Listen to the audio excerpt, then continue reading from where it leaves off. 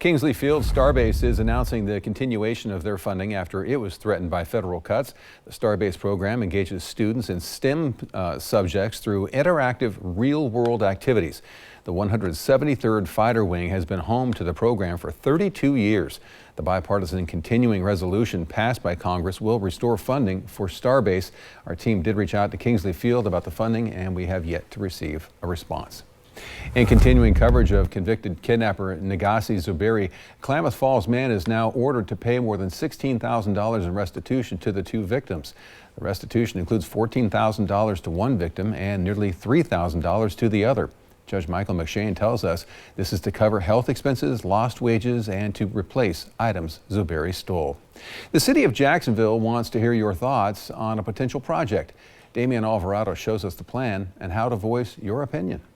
With its population of about 3,000 people, the spirit of celebration is alive and well. From lively music festivals to vibrant seasonal fairs, there's always something exciting going on. But now, a new project is in the works aimed at enhancing the community's heart, North 3rd Street. It's just having some place that's easy for folks to gather. This project, which has been brewing for nearly a decade, aims at creating a pedestrian-friendly space. We'd really be able to highlight some of those features of Jacksonville and tell more of the story of Jacksonville's history. After chatting with some locals today, some of the concerns they brought up were parking issues or maybe just too much foot traffic. But that's why the city's planning two different concepts for the people to choose. You're going to have one that's pedestrian plaza and another one that's Festival Street. Let's go ahead and take a look at what both of those would look like. It would close it off to vehicle traffic at that point. And then there's another option that is kind of a hybrid approach, which is known as a festival street. So it's more flexible and it would allow for certain events to close that street off. The city is gathering input from the community to decide which design will best suit the needs and vision of Jacksonville's residents. A recently released survey is one of the ways for people to voice their opinions. Reporting in Jacksonville, I'm Damian Alvarado. A number of conservation groups are joining together in a lawsuit against Eugene Water and Electric Board, alleging that the utility hasn't held up its end of a deal when operating the Carmen Smith hydroelectric project. Noah Chavez reports. The continued safety of endangered fish living in the McKenzie River is at stake.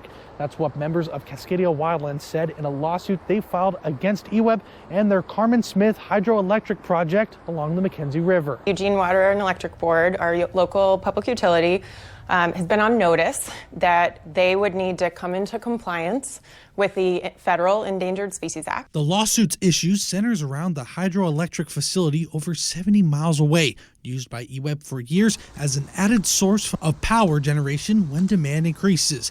In years past, EWEB was tasked with taking measures to accommodate safe passages through the facility for fish. Unfortunately, EWEB has not taken the steps that they promised to take and has not ensured that these two federally protected species, spring Chinook salmon and bull trout, could access the river beyond the dam. That's where the lawsuit comes into play. Cascadia Wildlands joins other conservation groups, including the Willamette Riverkeeper and the Native Fish Society, demanding that these agreed-upon measures be met.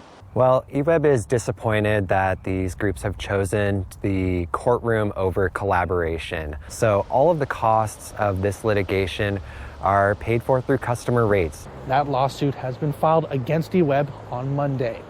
On the McKenzie River, I'm Noah Chavez reporting.